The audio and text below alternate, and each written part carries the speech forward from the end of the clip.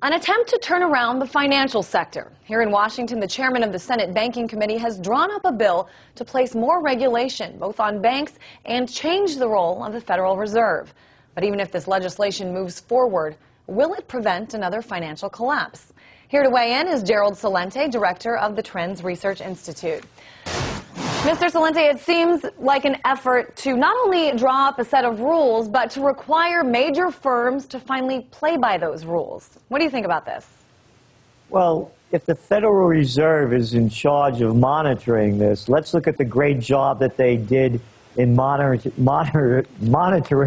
the panic of '08. They didn't see it coming. They didn't do anything to prevent it if they did see it coming. So it's not even the fox watching the chicken coop. It's the fox watching other foxes. Nothing is going to happen. This is all talk. The only outcome is going to be how little action is going to come from this big talk. It's not going to make a bit of difference in the long run or the short term. So you're saying that the whole point of this legislation to prevent another financial collapse is not going to work.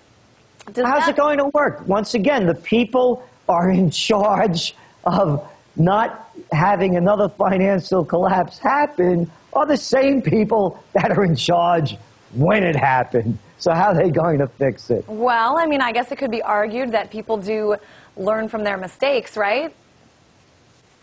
Yeah, I guess, you know, it's like putting Bugsy Siegel or Al Capone in charge of law enforcement. You know, we have to be real about this. You know, I've narrowed down what's going on in the United States to 6 simple words. Princeton, Harvard, Yale, bullets, bombs, and banks. It all goes back to the same thing. It's one big circle. I'm curious what you think in terms of what's next then, since obviously, in your opinion, this bill isn't going to change anything. What's next? Will we just be heading toward another financial collapse? Yes, the crash of 2010 is going to happen, as we're forecasting. All the stimulus money from around the world is drying up, and what are they going to do for an encore? You need a productive capacity. You can't print your way out of this. So whether it's China, India, the UK, Japan just announced today more stimulus money. At some point, the stimulus game runs out and the crash happens. That's what we're looking for.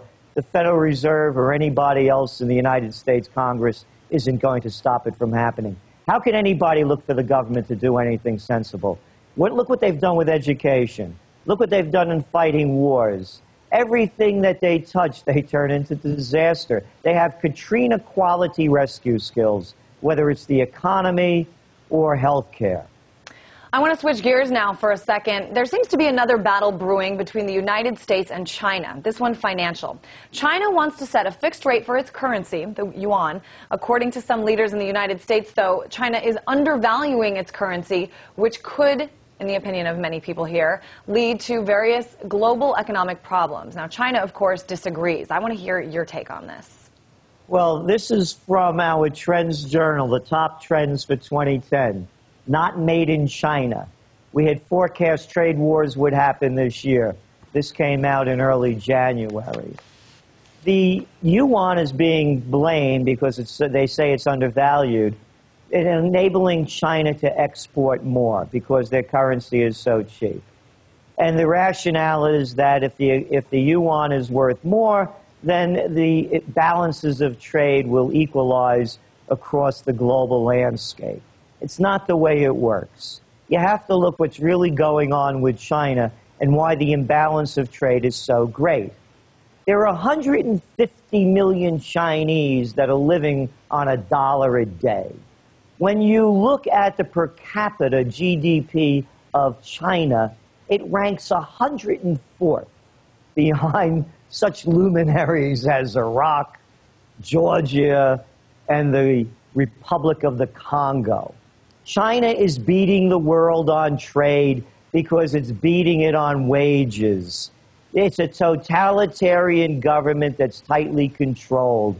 All this talk about letting the yuan float and equalization is going to happen, again, it equates to the talk about financial regulations. And let's not also forget that since the end of World War II to roughly 1971, the world currencies were pegged by the Bretton Woods Agreement. So currencies are pegged. They don't always float. I'm curious what you think about, President Obama has said he wants to increase U.S. exports. So you're saying that it has nothing to do with the value of China's currencies, whether the United States will be able to increase or even, as President Obama says, double exports. What, if you're given the advice here, what do you tell the president in terms of making that a realistic goal, increasing exports out of this country? Build an internal manufacturing capability. What they've done is the major corporations in the United States and other countries have offshored to China. They get it made in a cheap labor country, and then they ship it back and mark up the prices. It's not as though China's making all of this stuff.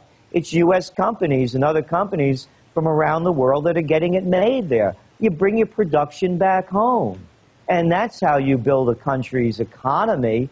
It's not about buying at the bottom line. It's about building an internal infrastructure of growth and production. It's as simple as that. This isn't fair trade or free trade. Again, it merely means getting your product made in another country at slave labor wages and shipping it back and marking up the price. Seems like a tough thing to tell companies to do that have been relying on that cheap labor for so many years. Gerald Celente, thank you so much. Thank you.